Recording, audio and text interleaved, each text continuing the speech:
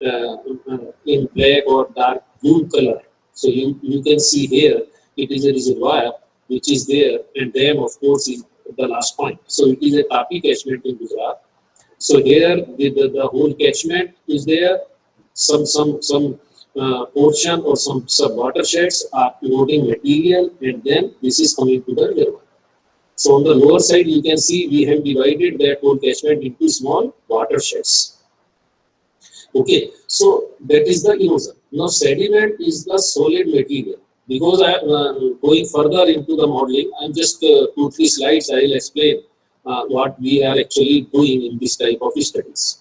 So sediment is solid material that is eroded and deposited in a new location by action of these agents. So it can consist of rock and minerals as well as remains of plants, animals. So all that because of the movement of water, these particles are also moving or eroding. Okay, and now you can see here better. First, okay, I'll inform because we discuss only soil erosion by water. So soil erosion by water is recognized as a major problem arising from the agricultural intensification, land degradation, and of course global climate change. So a major threat to sustainable land and crop production and causes degradation of water resources. So that's why we are considering soil erosion. Now you can see in this particular slide that soil erosion is contributing to the sediment yield. So sediment yield is nothing but routing of gross soil erosion to watershed outlet using the concept of sediment delivery ratio. So in water field, we are routing that through some techniques which are there. But here, because it is not water, it is a solid material. So sediment delivery ratio concept is there, which says that from one grid to another grid, sediment or eroded soil will move on the basis of sediment delivery ratio, which depends on the net erosion, which we can say overall as net erosion divided by gross erosion. So our net erosion will always be less than gross erosion. Okay, so our one aim is to know how much soil is eroded. That we can do through modeling, through software, and in which we are applying our remote sensing in GIS. So that is one part. And then detached particle is then transporting to the further location. So maybe one grid is eroded, means the soil eroded at one point may not contribute at all to the outlet. Because when it will move from one point to another point and to another point, it will settle down. Okay. So sometimes some of the eroded soil will settle down in the catchment itself. And some of the soil eroded will contribute to the outlet. So it will be always less than the gross erosion. So there are two terms and two things and two different kind of model to estimate soil erosion as well as the sediment yield at the outlet. So soil erosion by water involves what? Sediment detachment, transport and deposition. So because of the kinetic energy of the falling raindrops, etc., etc. So this is briefly about the background of this soil erosion. Now coming to the form of water erosion, mostly it is sheet and reel erosion, which means it is moved as a sheet on the top because of the raindrop, and then it moves further. So most of the time we are talking about sheet and reel erosion. I'll not read out all these things because my aim is to cover how remote sensing and GIS can help in the modeling of these erosion. Okay, so again there are gully erosion and all that. Now, coming to the factors which influence erosion and how we can account for those factors, these factors using remote sensing or other techniques. So first, of course, is climate. That is high rainfall intensity. That is causing severe soil erosion. So rainfall is one of the factors. Heavy raindrop actions coupled with rain intensity higher than the soil infiltration capacity leads to the higher surface runoff and large soil loss. Wind action, temperature effects, weathering, so all that. So that is climate. So one factor is climate. Second is catchment characteristics. Greater the degree and length of slope, greater the velocity, extent of runoff, hence greater the erosive power, transportation capacity of the flow. Larger the catchment area, lesser will be the sediment yield from the catchment. So all that catchment characteristics. Then soil properties. This is again very important. From remote sensing, we can have soil types, but we cannot have the properties, structure, texture, organic matter. So we have to do some kind of testing of those soils also. So that is soil erodibility. That is again an important factor. Nature of ground cover and land use. If the forest cover is there, soil erosion will be less. If it is a barren land, then soil erosion will be more. So vegetative cover reduces detachment of soil particles by intercepting raindrops and dissipating their energy. Types of vegetative cover also influence the overland flow in terms of the roughness. Surface vegetation and residue act as dams that slow down flow velocity and promote deposition. Roots of vegetation reduces soil erosion by binding the soil mass to increase its resistance to flow. So all that we have to consider. So now we have climate, we have catchment characteristics, we have soil, we have land use, land cover. So as we have seen in our previous presentations, so land use, land cover also we can get from remote sensing. Soil type means soil map we can prepare up to some extent, but like we have soil type map by National Bureau of Land Use and Soil Survey, so that we can use. Means it is available in map form. Topography, of course, as you know, by DM we can have. So the factors which are influencing erosion, they can be generated using different remote sensing data. Now, if we have to estimate soil erosion through modeling or through some technique, that we will discuss. So there are certain relational rules that we can apply in GIS. Once you are having different layers in your GIS database, then you can apply any kind of relation, means conditions. Say my slope class is more than 2, or soil is this type. Then I can say that those areas will be retrieved by that database on the basis of different layers. If my land cover is, say, barren land, my slope is high. So all that condition will be applied to in GIS to all the layers, and my outcome will be what? Which will fulfill all these conditions which I am giving to the system. So in the whole area, wherever there is a barren land, wherever there is a steep topography or soil type is that much, so that area will be retrieved. So it is a simple relational rules that we can apply in GIS, and we can identify up to some extent that this particular area may contribute more soil erosion. Only thing you have to create all the layers in GIS. This is for, say, soil erosion. For any kind of study in GIS, you can apply this type of rules. You have to give that those statements in the command box, and you will get the output. Okay. So that way, if you are doing, then you are creating thematic data sources by different means, like remote sensing or GPS survey, or from the some organization you are collecting, and then you are applying those rules. Okay, and then you are getting. So simple it is, but it is not quantifying how much soil erosion is there in that particular case. It is showing you the qualitative terms that this pocket is more prone to soil erosion as compared to other, which is having, say, forest cover in comparison to barren. Okay, so this is giving us qualitative.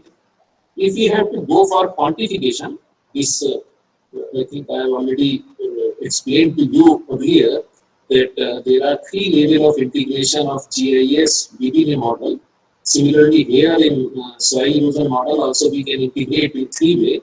And the first way is to create data through GIS, and we can apply that data output which we got in GIS in model elsewhere. While in second level of integration, we can apply that model in GIS itself, which I will explain in the coming slides.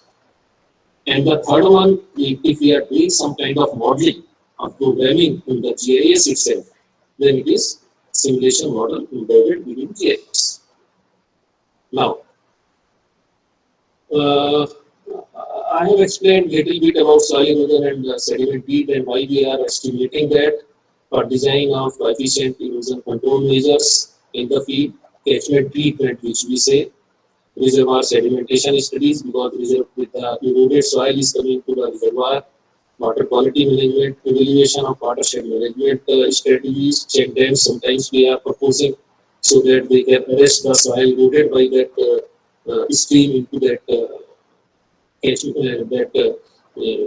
reservoir, small reservoir. Okay, so there are certain measures which we have to take in the field. Therefore, we have to have with us how much soil erosion is there. If we can identify that this pocket is more prone to soil erosion, then we can apply certain catchment treatment practices, efficient erosion control measures. Okay, so therefore we are doing this type of exercise through modeling. So similar to this rainfall runoff modeling or snow melt runoff modeling, there are number of models which are either freely available or we have to prepare them. Like SWAT model we have seen in my last presentation, which is one of the models which we are using for rainfall runoff as well as for sediment yield model. Snow melt runoff as well as for sediment yield model. But there are certain empirical models. Empirical models are the equations through which we can compute the soil erosion. So one of the commonly used model is Universal Soil Loss Equation, USLE. And these models combine soil erosion from all processes in the catchment into one equation, which make use of empirical coefficients to represent the rainfall characteristics, soil properties, non-surface conditions, etc. So one model which has been extensively used in this sector is Universal Soil Loss Equation. Its modification is Modified Universal Soil Loss Equation. Its revision is Revised Universal Soil Loss Equation. So just I will explain what is a USLE. Then comes some of the more models like ANSYS model, Green's model, Webb model, SWAT. All of them are free.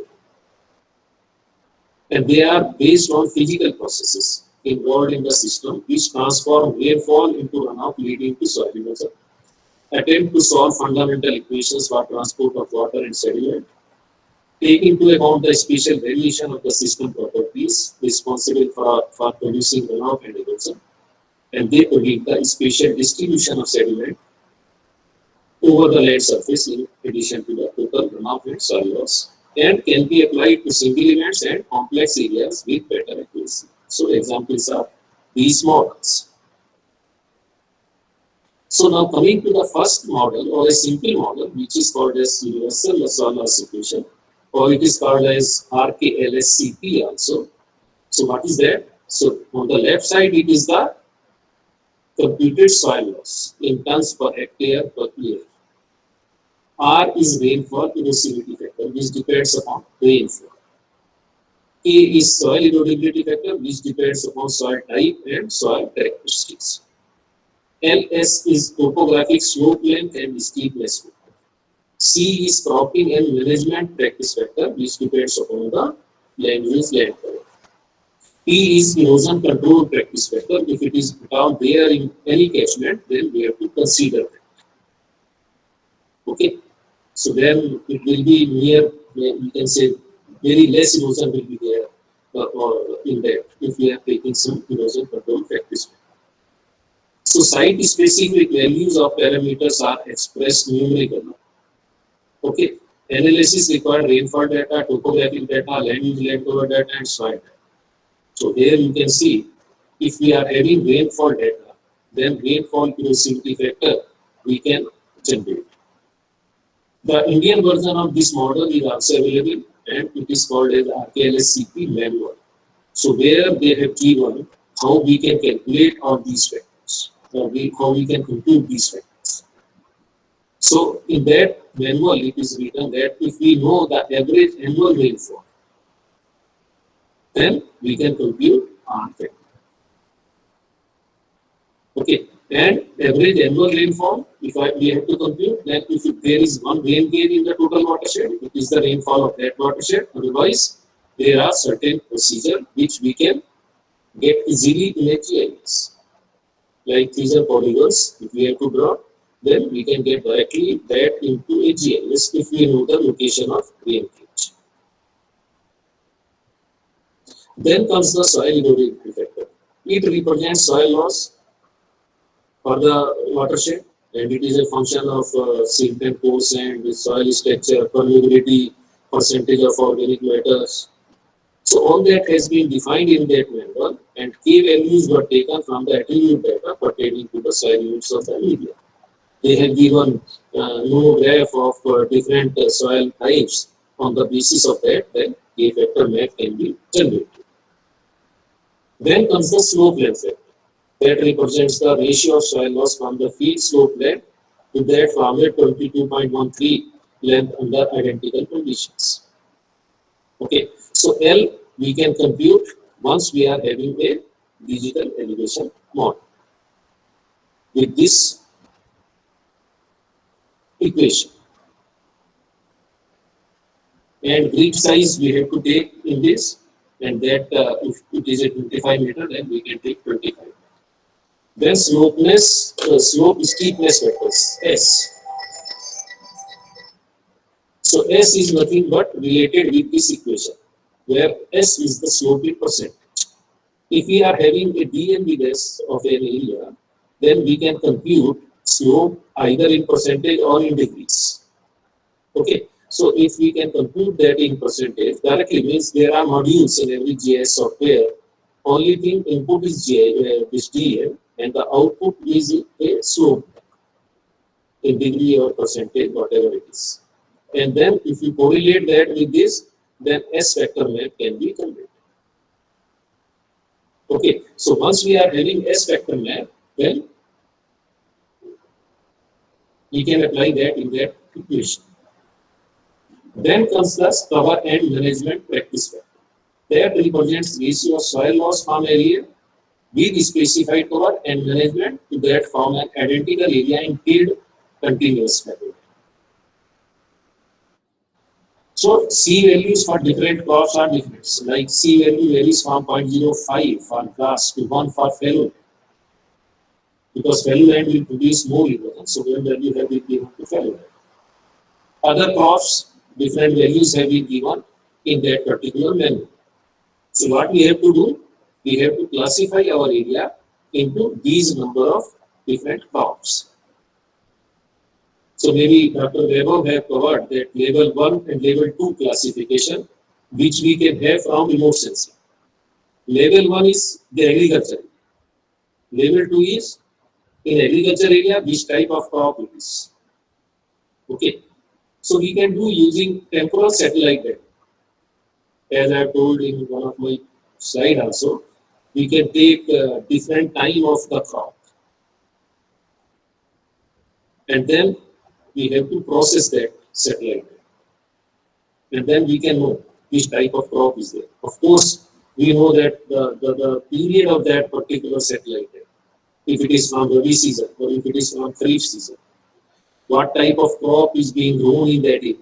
That we know in advance. And then only on that basis we can say that in this particular catchment, which type of crop is there at that particular time. When we are computing our this say soil erosion. If it is forest area, then C value will be different. So all that values have been given in that particular manual. And once we have created this land use map, then we can get the C factor. There are a number of classification techniques which have already been discussed. I will not repeat that. But some of the techniques which we are applying for classification of satellite data, they are not giving us very good results in terms of this level of classification. So then we have to go for some advanced techniques like NDVI also sometimes we are applying and we are getting better results. So our aim is to classify the whole watershed of catchment for which we are doing this type of exercise, a better classified output then only we can assign different values to different crops or different land use, and then we can get the C factor. Okay. Then conservation practice factor, that is the last factor, CPP, represents the ratio of soil loss with a support practice like contouring, strip cropping, or terracing to avoid soil erosion. To that with straight row farming. So all that, if it is followed in that catchment, then accordingly P value we can take. So values are recommended for various practices which has been followed in that particular watershed or catchment. Okay, so P factor map can be generated by taking the P factor values from the land use attribute pattern. So once we are having all these, we can apply it in GIS because all the layers are available, suppose. Then we have to combine them or integrate them. So just quickly, one example on that I will show you.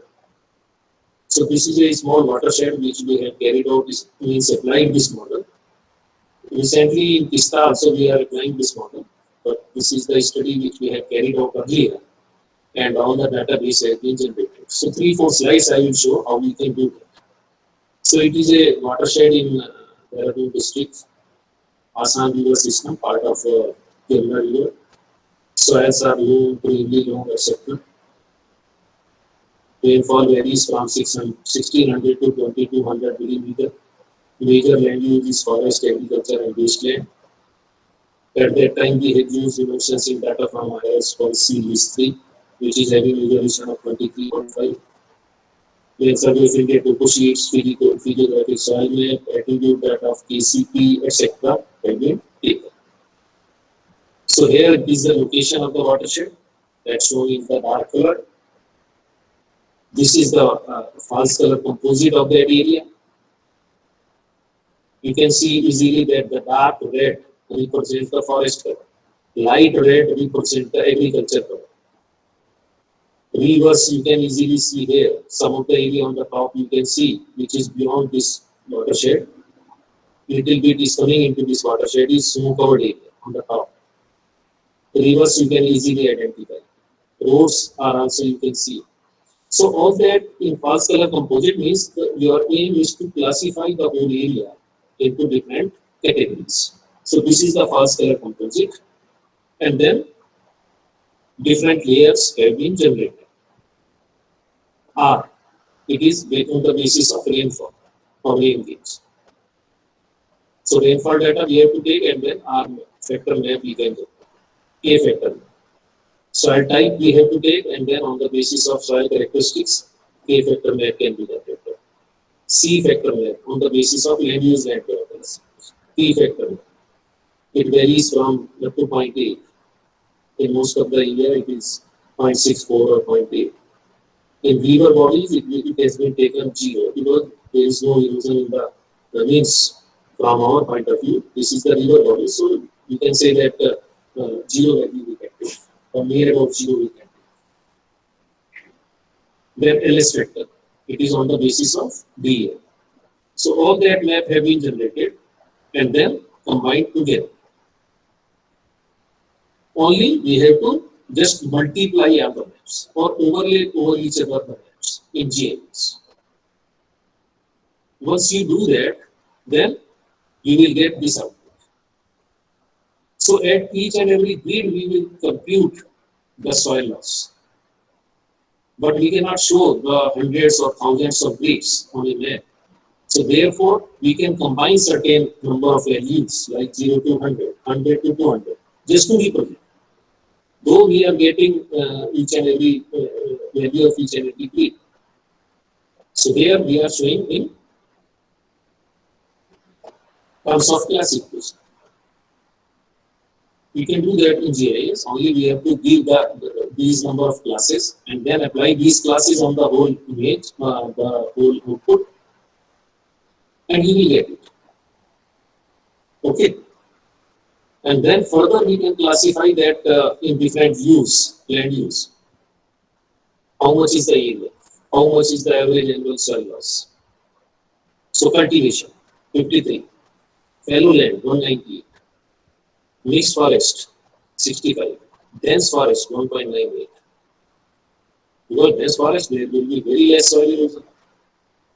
Cultivated area it will be more.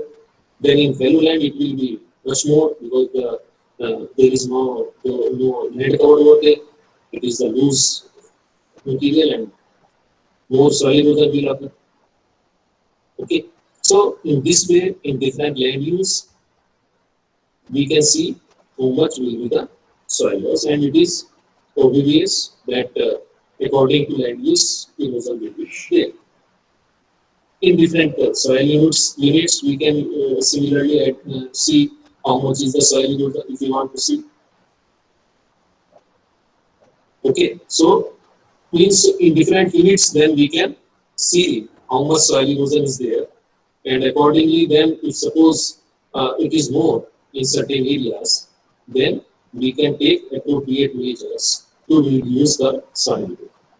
Because soil erosion is causing our washing of nutrients over there, means the fertile soil over there, which is being washed away and then carried away to river or reservoir.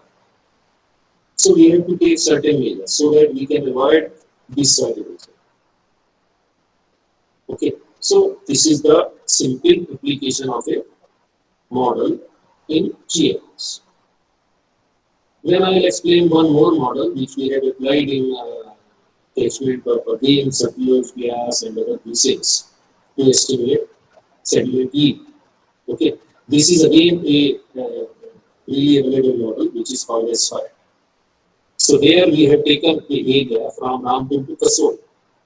It is a Satluj catchment. We have taken this area because we have field measurement. If we are having field measurement, then it will help for calibration and validation. Just a minute.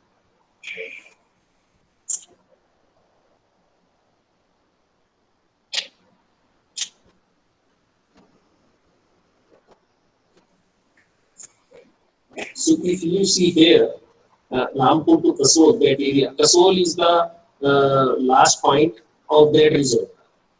That is Bhakra Reservoir or Govind Sagar Reservoir, which starts from Kasol and goes up to Bhakra. And it is a very large reservoir actually. It is a very big tank. Okay, so if we are computing our erosion or sediment yield at Kasol, then we can say that erosion sediment is entering into reservoir. This is, we can say, the outlet of the catchment up to the tip of that river. Okay, so we have taken this in there. And SWAT model, in brief, I can say that here that remote sensing images, classification is giving land use land cover, and soil map we are getting from NPSS, digital elevation model like SRTM, ASCA, ALOS, PULSAR, there are a number of DMs, drainage network we can have. Then we have to delineate the subwatershed.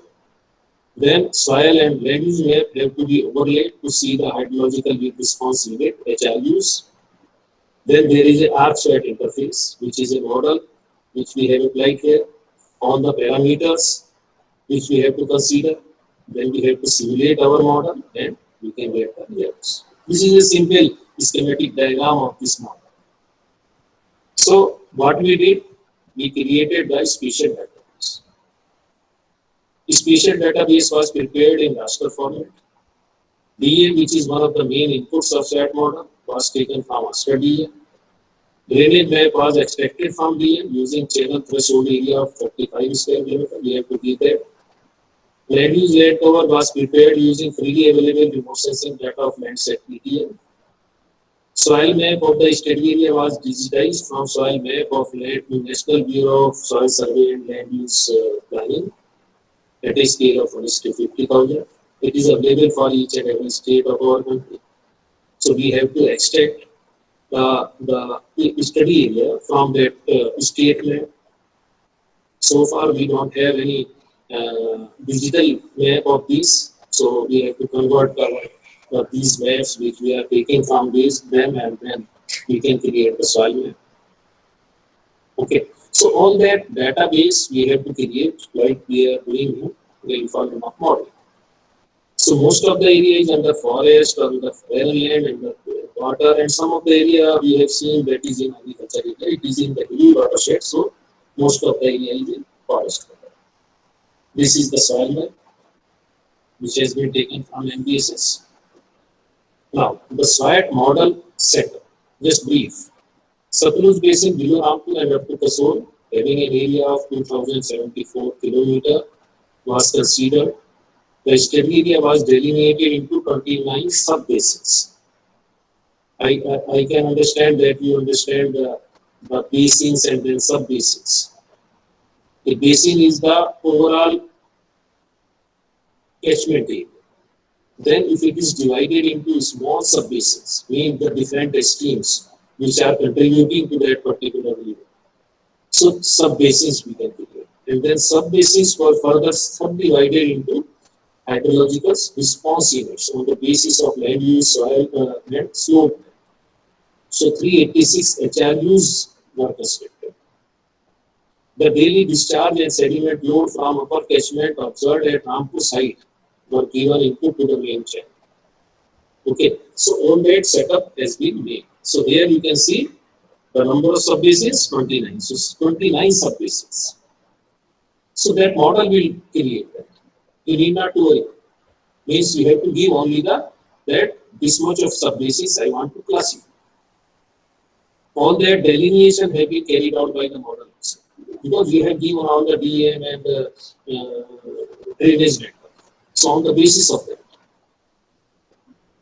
So you can understand that in rainfall runoff or in sediment, how important is DM, topography. So main emphasis now is to get the good topography because if it is wrong, then chances of getting the output, whatever accurate input you will put on, accordingly you will get out. Okay, so on the basis of DM, this has been classified by the model itself.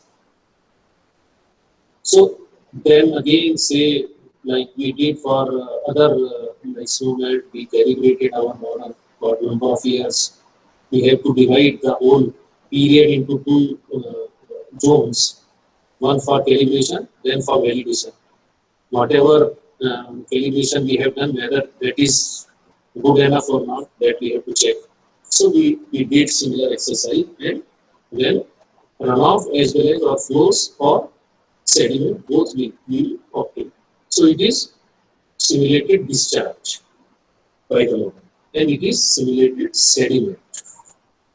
Okay, so in this way we can get the modeling out.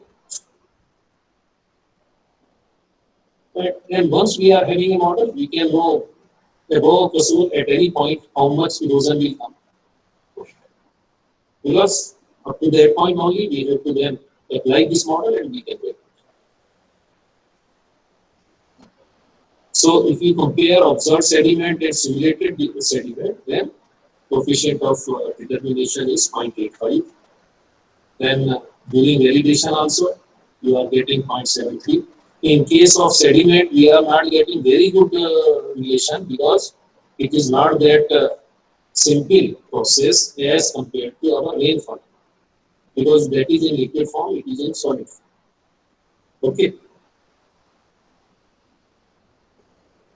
So here you can see that discharge correlation, efficiency, E percentage 92%, sediment concentration 84%. So all that we have to check. Goodness of fit. So once we have done that, then we can say our calibrated model is working well. So in this way, we can compute sediment yield. So this is one of the models. There are a number of models. Okay, so that way we can compute the sediment yield. Similarly, here if you see validation period, as I have said, we are not getting as good results as we are getting here. But here, in case of sediment, we have seen that 0.73 R square is good, or 70% of the efficiency is good. Okay, so this is in brief about the sediment yield, which we can compute from remote sensing and GIS and model. because remote sensing is helping us to get data, and GIS is getting stored that data for our subsequent application. So one application is say hydrological model for different purpose. Okay, so this is one part. Now coming to the second part, that the sediment which have been generated by the catchment, how it will affect our downstream structure, that is a reservoir. So sediments eventually fill all reservoirs, determine the useful life of reservoirs, important factor in planning. You can understand that when we are constructing a dam and creating a reservoirs, it is a very big task. We are putting a lot of money into it. And if suppose sediment which is occurring in the catchment is eroding the life of that reservoir, it means we are losing the full capacity of that reservoir. In some cases, we have seen in China, I remember one example, they have constructed a dam and it was filled with sediment and there was no water which we can store. It was totally filled by the sediment. So whatever efforts we have put on in constructing the dam, that has been lost. So at a regular interval, therefore, we have to estimate the sedimentation which is coming to the reservoir, so that we can take up certain measures to reduce the soil. Otherwise, the efforts, the money, whatever we have put in the construction of them will be lost. Therefore, every project authority, they are estimating sedimentation rate at regular interval. So what is the theory behind this sedimentation profile in reservoir and how remote sensing can help? That you can see there. When water enters into a reservoir, the velocity, because that reservoir is still water. So once it is entering, a delta is formed, means deposition of coarse particles. And fine sediments will move down further and it will deposit in the bottom or near to the dam. So you can see here a profile of the water, this reservoir. So just before going further, I will say that full reservoir level is the level of spillway crust, means the top of that dam, up to which we can fill the reservoir. And there is a dead storage level also, because we have to maintain certain species or other things in the reservoir, so we cannot draw all the water from the reservoir. It is the minimum reservoir level below which water is not allowed to be drawn for conservation purpose. Because reservoir will be full then when there is a end of monsoon season, say now, September or October. So reservoir is full. After that, we are utilizing the water of that reservoir for different purposes: drinking water, irrigation, hydropower. Hydropower throughout the year, but after October, our inflow is not there. Only some kind of base flow is coming in that river, but it is much more less. So we say that it is lean period. And reservoir is we are using for different purposes till say April or May. Then again water will start coming in there and it will start again filling up that reservoir. Okay, so dead storage is the water storage which will be there all the time. So effect of sedimentation, as I said, reduces storage capacity, the frequency of failure increases, disturbs operation schedule because sediment will come, then we cannot run our hydropower. Outlet operation is hampered, increases evaporation because lot of sediment, so it will increase the evaporation. Detrimental to aquatic life, it will also affect the aquatic life there in that reservoir.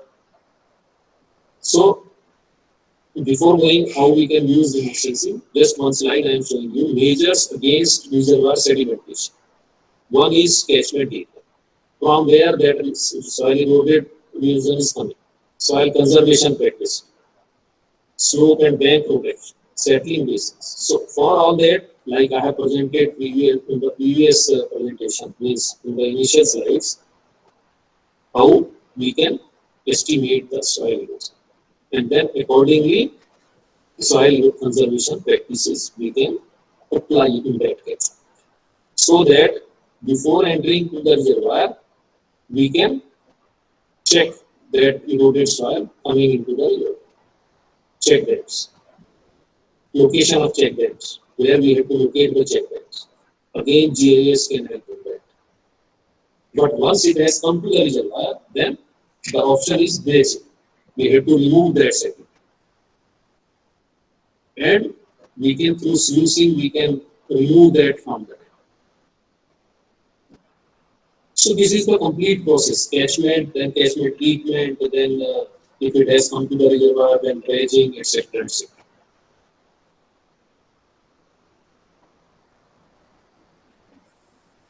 So in brief, we can say to know actual storage loss, to take timely remedial measures, to determine spatial distribution of sediment for efficient reservoir operation, to update the elevation area capacity of that reservoir, how much is the elevation, how much is the capacity, how much is the area. That also time to time we have to update. Therefore, we have to estimate sedimentation rate, means interval. But if we are talking about this technique or the different conventional techniques, I can say they are hydrographics. Means we have to go to the reservoir, we have to survey that reservoir in the water spread area, we have to compute depth of number of points using some mathematic survey. Now we are having better options of GPS. Earlier it was not there, because at the same point, at a say every year or every 2 years, we have to know what is the depth at that point. Then we can say that at this point now depth has reduced, so some sediment has settled. So in that way we have to conventionally carry out this survey. How much sediment is coming in the inflow to the reservoir and how much it is going out from the reservoir, that we can have. So continuous observations of sediment concentration in outflow and inflow and outflow. So that is another method. So the limitations of these conventional techniques are they are very time consuming, cumbersome, costly, skilled manpower required. We have to go to the field, we have to do the survey, we have to take the mathematical survey. Okay, so to see these complications in these conventional techniques, then remote sensing were tried, and we were also involved in that and carried out a number of reservoirs using remote sensing. So how we can estimate this sedimentation in a reservoir using remote sensing technique, that you can see now. So first thing, remote sensing approach is deposition of sediments causes reduction in water spread area at an elevation. Okay, sediment, like I have said, that when it is entering into a reservoir, it is depositing at the mouth of reservoir and a delta is formed. We know that reservoir level varies with time. Highest after the monsoon, September, October. Lowest before onset of next monsoon. So that also we have to see. Means on the basis of that we can, that remote sensing can help. Satellite passes over the reservoir every 16-22 days depending upon the specification of that particular satellite. Earlier it was okay, but now because we are having a number of satellites in the orbit, and if we are taking satellite data of different satellites, then we can say each and after 3-5 days we can get the image of that particular area. In that case, we have to see number of satellites. But for the same satellite, it will cover 16 to 22 days of the same year. And the basic information which we can get from remote sensing is the water spread area. Okay, so that if we are getting from remote sensing, then with the help of that water spread area, we can compute the sedimentation rate.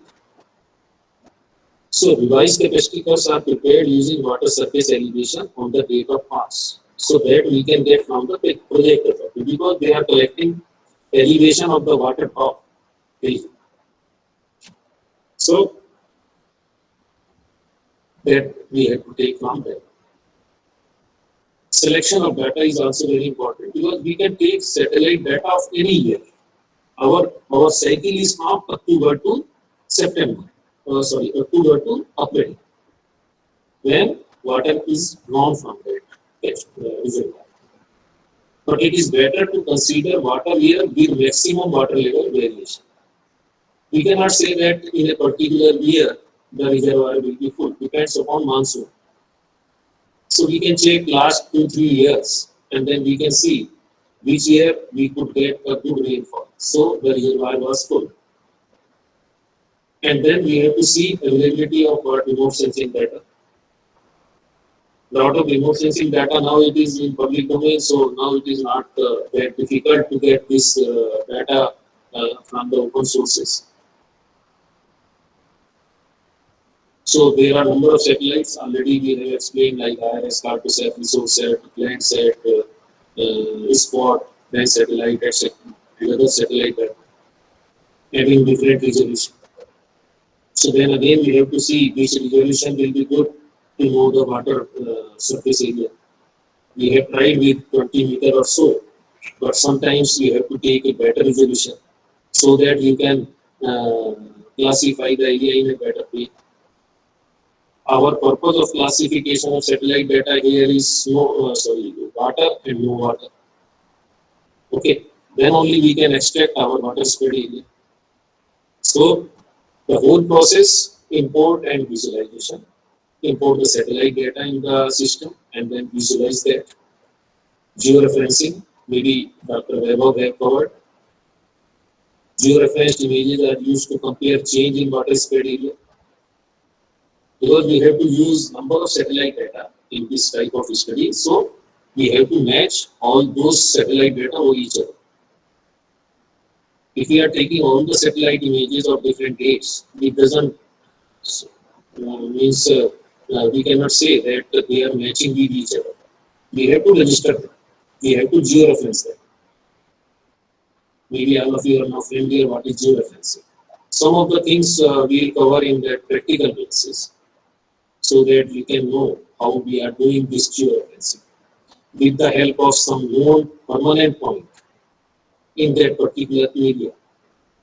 We can give those points, the coordinates of those points, and then we can match all the data which are there, which we are using. So that is, of course, we have to do in every case.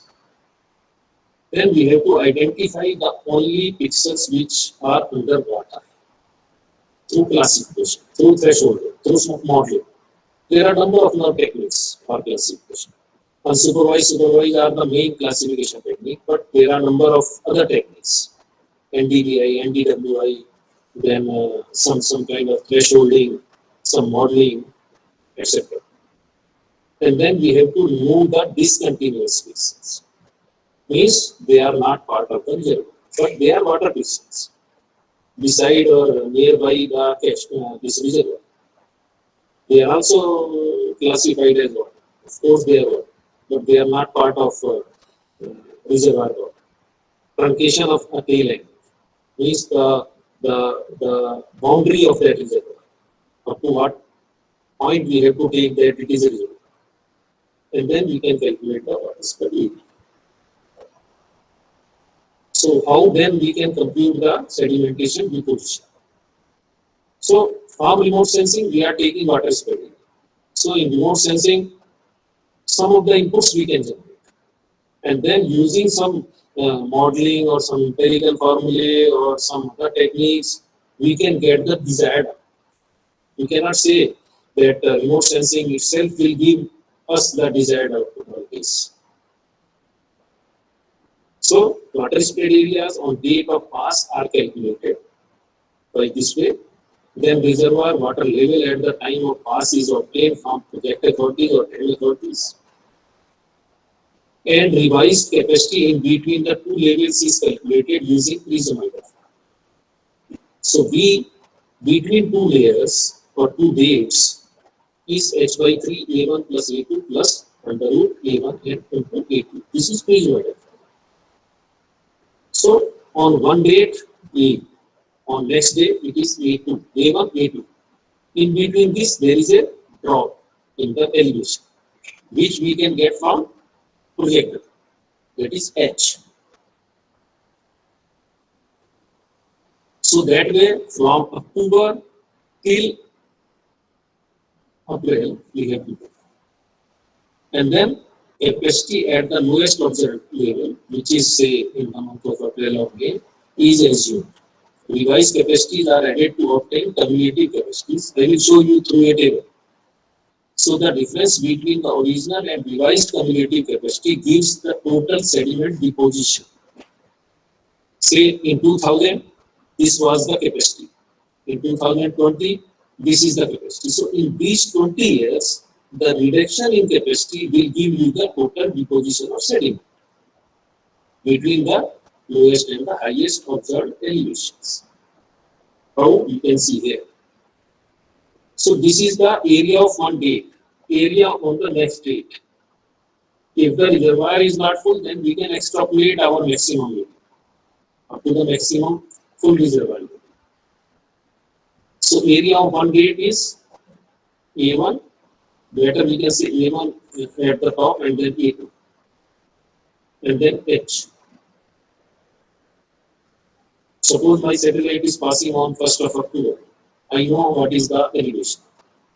The next day it is we have taken a data of say 25th of October.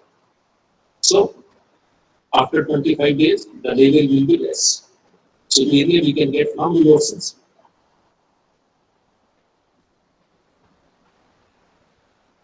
Then we can get the determination of revised contours also. The periphery of each water spread area represents the contour.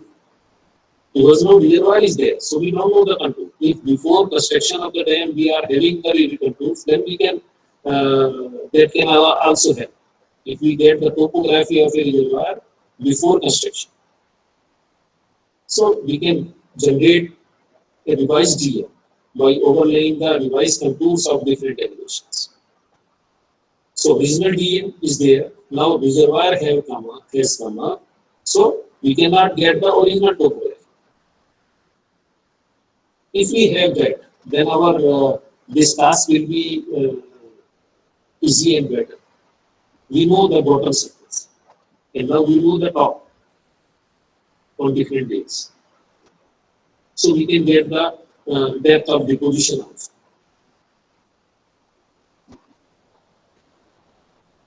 So there are some chances of error. In case of remote sensing analysis, always there are chances of error, which we have to handle. That is misinterpretation of water. Thresholding is required. Like I have said that water pixels will have certain values. Every feature, like maybe you have seen in that image processing. So we can generate a generalized algorithm also for classification of these water bodies. But we have seen that if we are applying the same this classification technique, sometimes we are not getting good results because some reservoirs in plain area, some reservoir in hilly area. So we cannot say that a standard technique we can apply. With the improvement in spatial resolution, the error will decrease. Means if we are taking a better resolution, then chances of error is less. Why? Because if we are classifying an pixel by mistake in water and it is of the order of say 20 or 30 meters, so it means 30 by 30 meter area we are considering in water which is not there. If we are taking a resolution of 5 meter, then error is 5 meter by 5 meter. If we are taking 30 meter, then it is 30 meter by 30 meter. So spatial resolution is also important in case of exact classification of water spread area. So selection of tree-land, it is mostly subjective. Fallen mass is also used. So these are type of some chances of error is there. Sometimes we have to go to the field to check whether whatever we have classified or not. That is called as ground truthing in remote sensing. So whatever way we are classifying, we have to verify from the field. And if we cannot go to the field, then at least we are having now one more supporting this thing through Google Earth. Why? Because Google Earth is created taking into account the high resolution data. So if we are classifying an area and then we want to check whether our classification is good enough or not, then we can take the help of Google Earth. So we are doing that. The same area we can take from the Google Earth. We can delineate some of the features and then we can see whether whatever we have classified using classification technique is falling under that class or not. If it is not, then we have to reclassify. Sometimes we have to improve it number of times. Once we are satisfied or once we are saying that our efficiency is good enough, accuracy is good enough, then only we say that now it is the final classification. Because if we are taking wrong or this mistaken water samples or water pixels, then our outcome will be also having certain errors. So one case study quickly I will present that we have carried out. This number of studies we have carried out in different reservoirs. So earlier we have studied, that is Ghat Prabha, Sagar, in different states. Because our ministry actually has given this task to different organizations. So 25 reservoirs we have studied. I am listing here only the 20 reservoirs. Using remote sensing, just to see applicability of this remote sensing technique in case of reservoir sedimentation. If we are satisfied with this technique, then it will be means it is of very much use because we are spending a lot of money on that conventional techniques, and it is time consuming also. Remote sensing, only remote sensing data we have to take, and all the details of the reservoir we can get from the project authority, and then we can. So here for these reservoirs, I will show you first that I have shown you yesterday also. So this is the water spread area which have been extracted from that particular false color composite on different dates. I am showing you just from example. Okay, so this way we can calculate. Just quickly the results I am showing you, and then one case study I will do. They are the reservoirs on the left side. Period is this one. Zone of assessment means the minimum level and maximum level in that particular year for which we have done the exercise. So 152.8 to 175.32 means about 23 meter of the level change was there in Nagarjuna Sagar, for example. And sedimentation rate which we have estimated is 64.14 million meter cube per year. It is sediment deposition in that area. During this period of 67 to 2002, capacity loss was in this much of percentage. For Matatila, you can see 38.26. For Burma, you can see 19.48. Okay, so that way you can see for some of the reservoirs, capacity loss is of the order of 1/3 even, like for Matatila. So we have to be careful, like these particular catchments are eroding a lot of soil erosion.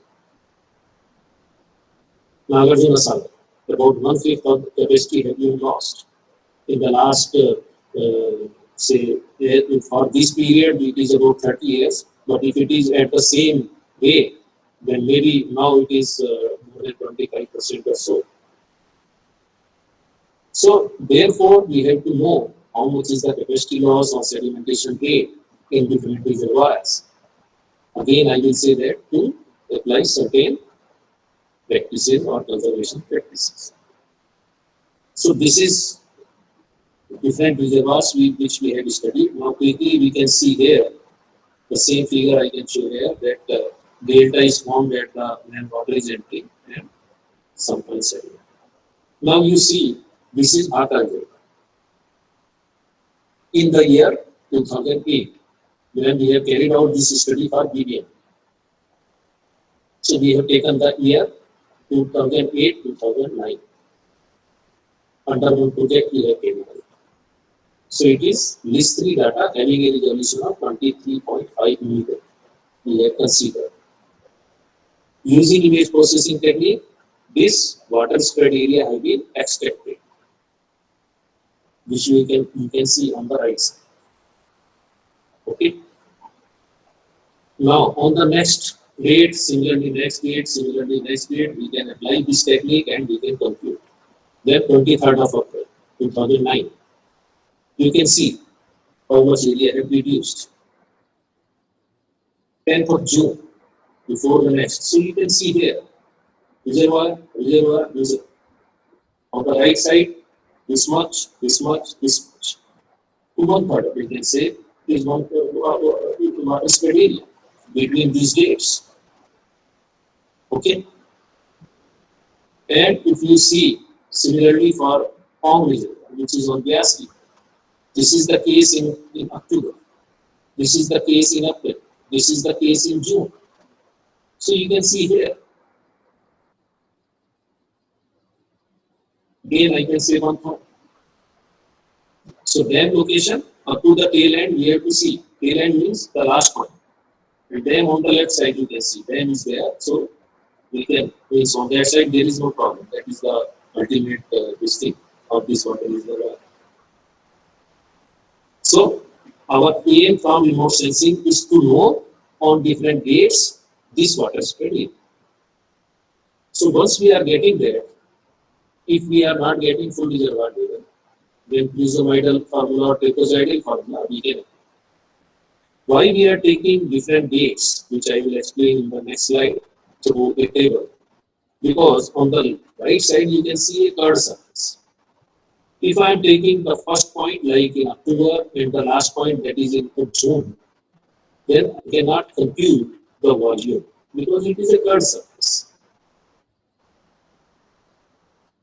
But if I am taking different slices or different dates or small this change, then I can consider the curved surface as the straight line, and then I can apply this one. Otherwise, I will this water spread area means the volume will be having some error. Okay, so that we can calculate. So here you can see 13th October, first image, second image on 6th November, third image on 24th December, then 6th March, 24th, 3rd April, May, June, July. So every month we have taken one image. Reservoir elevation on 13th October, it was 422. Full reservoir 426.72. 421, 415, 407. So on this date, this was the level. On the last day, it was 388 on 4th of July. So 426 to 388, but our data was for 422 to 388, about 34 meter of fall in Pong River, original area. 1874, when this reservoir was constructed. Estimated area, when that satellite data computed the water spread area, 242, 222. So this is the image analysis which has given this water spread area. Original volume. A1 is 426, A2 is 422. In between, this is V1, we can say, using prismoidal formula. H we know. 426.72 minus 422.919. So H by 3, A1, A2 we know. So volume we can get. So V1 we can say.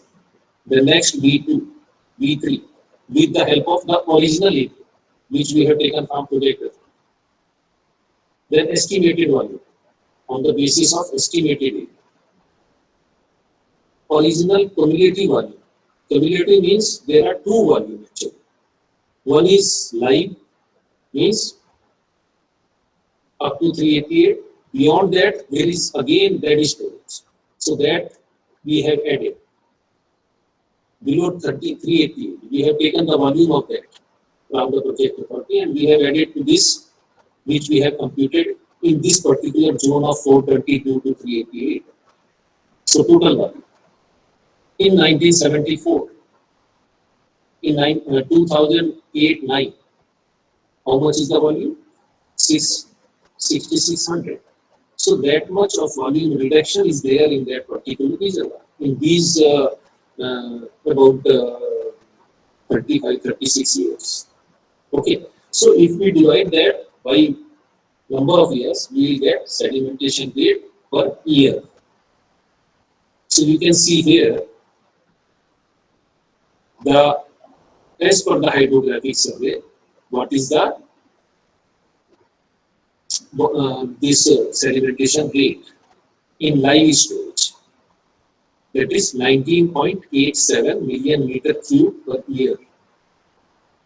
Dead storage, which we cannot estimate using remote sensing because we cannot go beyond certain level. That is in the month of July. Then again it will start filling, so we cannot estimate in that way. But we can have it from the field. So if we compare our live storage or live rate in live storage with the remote sensing, then you can see 19.87 and 19.77. That much of the difference. So you can say that more or less it is same, not much difference. I'll explain why we are sometimes getting much more difference.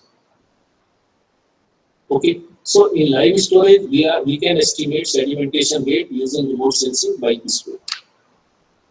And we are operating our reservoir in live zone only. Therefore, sedimentation rate, if we are measuring in live zone, that is more important for us. Okay, so remote sensing can help us in that direction. Similarly, Bhagwar River, same way. On different dates, satellite data have been taken up, and then 1965 it was constructed, and after that also they have done some reservoir survey. I am not saying that it is the only data they have given us, but it was in 1965, and that reservoir was dam was constructed. If you remember that Jawaharlal Nehru once said that this type of major dam or structures are required in our country. So after that they have done survey. We have taken that survey also, and then we have compared with our results, because we have to verify whatever we are carrying out is correct or not. But if we can avoid this survey of certain years with the help of remote sensing, then we can save time and money. So similarly, if you see here the original cumulative volume and the estimated cumulative volume, then you can see the difference over these years. And you can see here that in live storage now 22 million meter cube per year, while using remote sensing it is coming at 18.08 million meter cube per year. And the zone of assessment, that's what I was saying. The full reservoir level we could get, that is 515.11 millimeter. But in case of remote sensing, there was no satellite data beyond 463, while in actual it was 445. So the hydrographic survey is giving us the result up to 443. That is 22 more. Means it is more than whatever we have computed. So, but our limitation is that we cannot go below 463 because in that particular year we could not get any satellite data. We can extrapolate, but if we are taking actual satellite data, then we cannot go beyond that. 463 on 10th of June.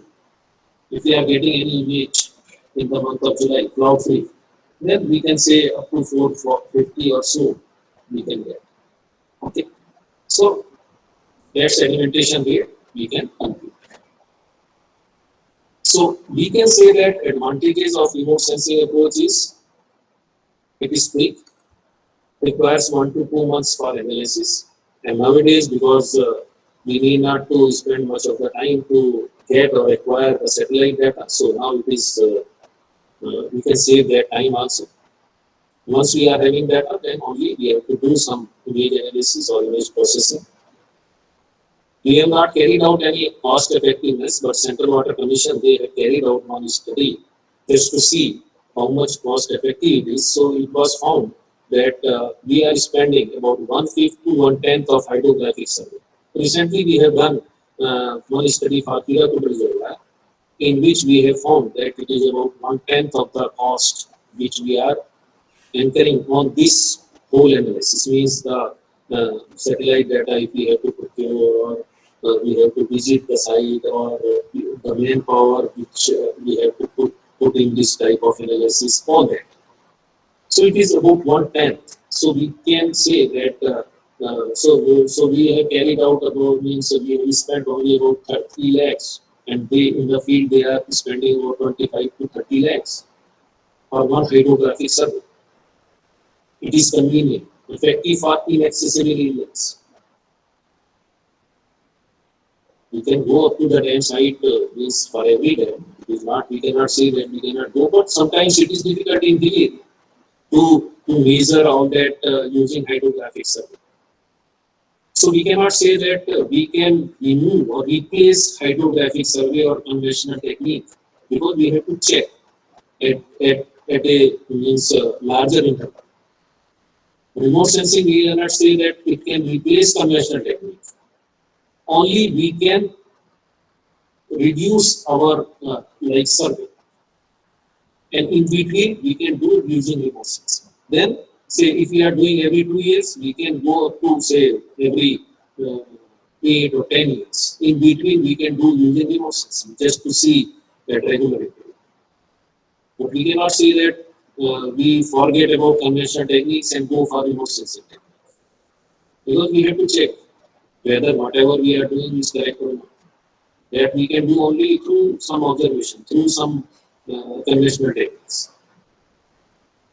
Like in DM also, we did one thing. We have taken through GPS some of the heights, and then we have checked that with our DM, and then we have improved our DM. So in every case, means in classification also, we have to go to the field. We have to check whatever we have done is correct or not. Then accordingly we have to improve. So in remote sensing, whatever we are getting, we have to verify. Okay. So these are the advantages. Limitations: the position of sediments below the lowest and above the highest observed level cannot be ascertained. We can do extrapolations. From operation point of view, interest lies mainly in the live storage. To determine sedimentation below the lowest observed level, hydrographic survey is required within the lowest water spread area.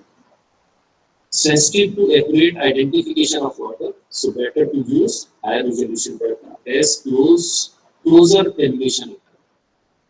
So then we can say that we can identify or estimate in a better way. Like we have taken one scene in 1 year or 1 month. If we can take some more scenes at say interval of 15 days by different satellite and of higher resolution, even we can improve our reports. If we can classify by some better techniques, I don't know whether hyperspectral classification technique have been covered by Dr. Vaibhav or not, but we can improve our classification. So all that we have to consider: the resolution, the classification technique. Recently, one study has been carried out in our institute for subpixel classification. Means we can take a pixel which is partly under wet soil and partly under water. So far, we are giving either it is a water or either it is a say wet soil at the periphery. In between water body it is okay, but at periphery, at the edges, that chances of error is there. Okay, so all that we have to keep in mind when we are classifying our satellite data for different purposes. So now just 2-3 slides I will show you on the watershed prioritization. What is that? Our different catchments have been classified into watersheds, and a watershed atlas is there.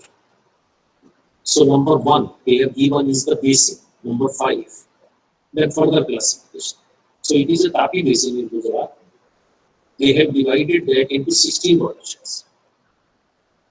Okay, what is the purpose of this type of study? We have to identify the watersheds which are contributing more soil erosion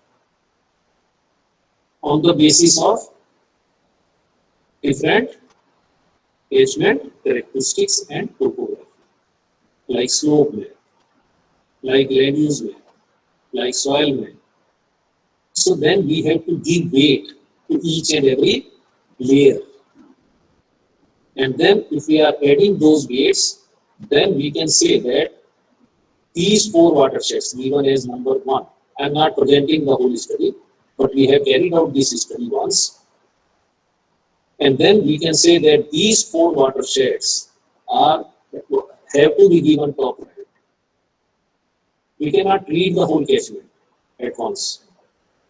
We have to identify the erosion prone potential zones first, and then we have to give priority to the watersheds which are contributing more soil erosion, so that we can reduce our again time and cost. And then we can see whether after applying the conservation practices in these 4 watersheds, how we can, means how much sedimentation we can reduce. So in this study also we have carried out using GIS. Okay, so this way we can prioritize. So here you can see that morphology, soil, vegetation, slope. So we have assigned the weight on the basis of slope. If it is having steeper slope, we have given 5. If it is having barren land, then we have given 4. Soil, if it is a riverine soil, then we have given high weightage. Morphology. So all that have been computed for all the watersheds, and the weight have been assigned. Okay, and the maximum weight, then we have given the top priority to the 4 watersheds. So now I conclude before taking up some of the questions. So as I have said that higher sedimentation rate in some of the cases and the simulated rate we have received, we have compared our sediment yield, which we got from that sediment yield modeling, with the sedimentation rate also. We have compared in that report or work which we have carried out for BPMP. The simulated sedimentation rate is based on suspended sediment load only. It does not include the wet load modeling which we have carried out. And I have told you that we have estimated at Kasol, but some streams are directly contributing to the reservoir, like the additional catchment area of that much between Kasol and Bhakra Reservoir. So that we have not considered. Similarly in Pong. So many streams originating from the surrounding agriculture and forest land directly drain into these reservoirs. So when we did the modeling, we did at Kasol only, or in Pong also. So I will not discuss that in this presentation.